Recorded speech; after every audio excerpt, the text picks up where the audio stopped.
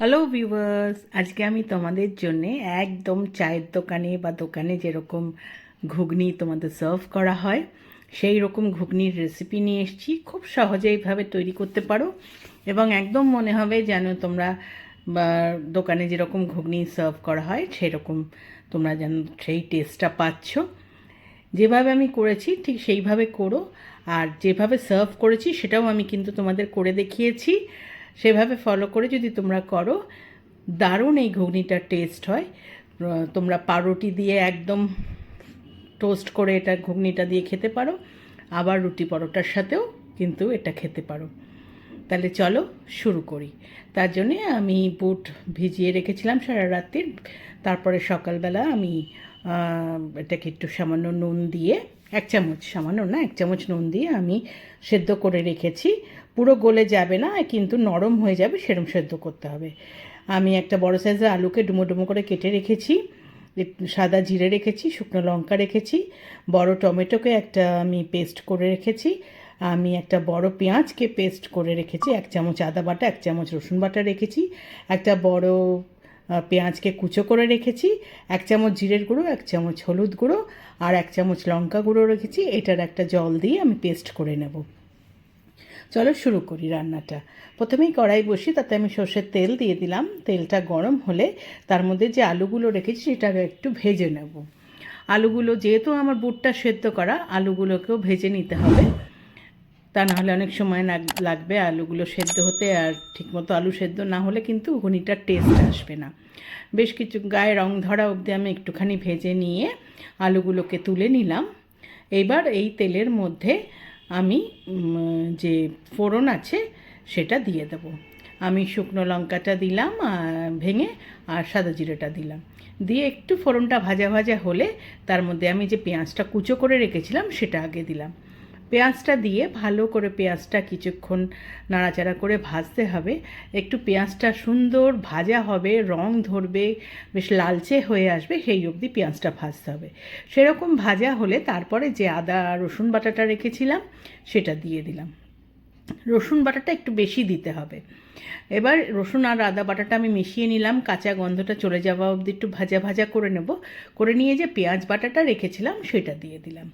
পেঁয়াজ বাটাটা দিয়ে ভালো করে মিশিয়ে নিচ্ছি এই তেলের মধ্যে। ভালো করে যখন সমস্ত কিছু মিশে যাবে, বেশ পেঁয়াজ রসুন আদা সুন্দর করে মিশে গেলে এবার এটাকে একটু আমাকে কষাতে হবে।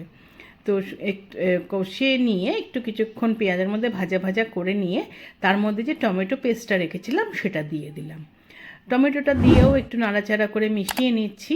নিয়ে এটাও ভাজা হচ্ছে, সমস্ত কিন্তু কষিয়ে ভালো করে মশলাটা আমাকে কষাতে হবে।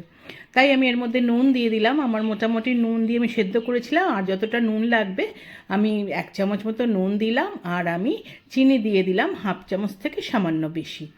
দিয়ে এবার নুন চিনিটা ভালো করে মিশিয়ে দিচ্ছি। সুন্দরভাবে সব মশলার সঙ্গে নুন চিনি মিশিয়ে দিয়ে কষালে কষানোটা খুব ভালো হয়। এইবার যে মশলাটা আমি রেখেছিলাম, জিরের গুঁড়ো, হলুদ গুঁড়ো আর আমি শুকনো লঙ্কার গুঁড়ো, সেইটাকে জল দিয়ে পেস্ট করে দিয়ে দিলাম। বাটিটা ধুয়েও জল দিলাম। এই মশলাটাও সুন্দর করে একটু মিশিয়ে নিচ্ছি। ভালোভাবে মশলাটা মিশে গেলে এইবার আমি ঢাকা দিয়ে পুরো জিনিসটাকে আমি কষাবো 2 থেকে 3 মিনিট। 3 মিনিট পরে ঢাকা খুলেছি, সুন্দর তেল ছেড়ে গেছে। দেখো আমার মশলাটা খুব ভালোভাবে কষানো হয়ে গেছে। একটু নাড়াচাড়া করে নিয়ে যে আলুগুলো ভেজে রেখেছিলাম সেগুলো দিয়ে দিলাম, আর যে বুটটা আমি সেদ্ধ করে রেখেছিলাম ঘুগনির মটরটা সেটা দিয়ে দিলাম। এইবার এই আলু আর ঘুগনির মটরটা মশলার সঙ্গে ভালো করে মিশিয়ে নিতে হবে। সুন্দরভাবে মিশে গেলে বাটিটা ধুয়ে একটু জল দিতে হবে, কারণ একটুখানি আমাকে সেদ্ধ করতে হবে, যাতে সমস্ত মশলা সব ঘুগনির মটরের মধ্যে ঢুকে যায়, আলুটাও যেটুকু বাকি আছে সেদ্ধ আবার হয়ে যায়। সব মিশিয়ে দিয়ে আমি ঢাকা দিয়ে এটা 5 থেকে 6 মিনিট হতে দেবো। গ্যাস মিডিয়াম থেকে স্লো ছিল। 6 মিনিট পরে ঢাকা খুলেছি, মোটামুটি আমার সব সেদ্ধ হয়ে গেছে, আমার ঘুগনিটাও মোটামুটি হয়ে গেছে। এবার আমি একটু নাড়াচাড়া করে নিলাম, ভালো করে একটুখানি নাড়াচাড়া করে দিয়ে এবার গ্যাস বন্ধ করে দিয়ে আমি স্ট্যান্ডিং টাইমে 5 মিনিট রেখে দেবো। 5 মিনিট পরে ঢাকা খুললে এরকম একটু জলই নাবাতে হবে, একটু ঝোল, এটা কিন্তু শুকিয়ে যাবে। আমার ঘুগনি একদম রেডি টু সার্ভ। আমি একটা সার্ভিং বলে সার্ভ করে দিয়েছি। এইভাবে তোমরা রুটি লুচি পরোটা দিয়েও খেতে পারো, আবার তোমরা কিন্তু সুন্দরভাবে একটা বাটিতে নিয়ে সেটাকে ভালোভাবে বেশ পেঁয়াজ ধনেপাতা সব কিছু দিয়ে সার্ভ করতে পারো, যেরকম দোকানে সার্ভ করা হয়। আমি সেইভাবে তোমাদের সার্ভ করে দেখাচ্ছি। দেখো, একটা বাটি নিয়ে, ছোটো বাটি নিয়ে আমি তার মধ্যে ঘুগনি দিয়ে দিলাম, দিয়ে এইবার আমি লেবু একটুখানি ওপর থেকে চিপে দেব। লেবুর রসটা দেওয়ার পরে এবার আমি কিছুটা পেঁয়াজ কুচি দেব, পেঁয়াজ কুচি দিয়ে কাঁচা লঙ্কা একটু কুচি দিয়ে দেব। পেঁয়াজ কুচি দিয়ে কাঁচা লঙ্কা কুচিটা দেওয়ার পরে একটু ধনেপাতা কুচো ওপর থেকে ছড়িয়ে দিতে হবে। সুন্দরভাবে ধনেপাতা ছড়িয়ে দেওয়া হয়ে গেলে এইবার যে ভাজা মশলার গুঁড়োটা আমাদের মোটামুটি সব বাঙালি ঘরেই থাকে, জিরে, ধনে, শুকনো লঙ্কা শুকনো খোলায় ভেজে যে গুঁড়ো করে রাখা, সেইটা ওপর থেকে ছিটিয়ে দিতে হবে। এই মশলাটা কিন্তু দিতেই হবে, তা নাহলে ঘুগনির কিন্তু একদম দোকানের মতো টেস্ট আসবে না। দিয়ে এটা সার্ভ করে দাও পাউরুটি দিয়ে বা রুটি দিয়ে বা পরোটা দিয়ে বা মুড়ি দিয়ে, দারুণ খেতে লাগে। এইভাবে একবার ঘুগনি তোমরা করে খেয়ে দেখো, আশা করি তোমাদের ভালো লাগবে। আর আমার রান্নাটা যদি ভালো লেগে থাকে একটা লাইক করো, কমেন্ট করো, শেয়ার করো। যারা এখনও আমার চ্যানেলটা সাবস্ক্রাইব করোনি, প্লিজ সাবস্ক্রাইব করে দিও, পাশে থাকা বেল আইকনটা প্রেস করবে, তাহলে আমার তৈরি সমস্ত রান্নার নোটিফিকেশন তোমাদের কাছে পৌঁছে যাবে।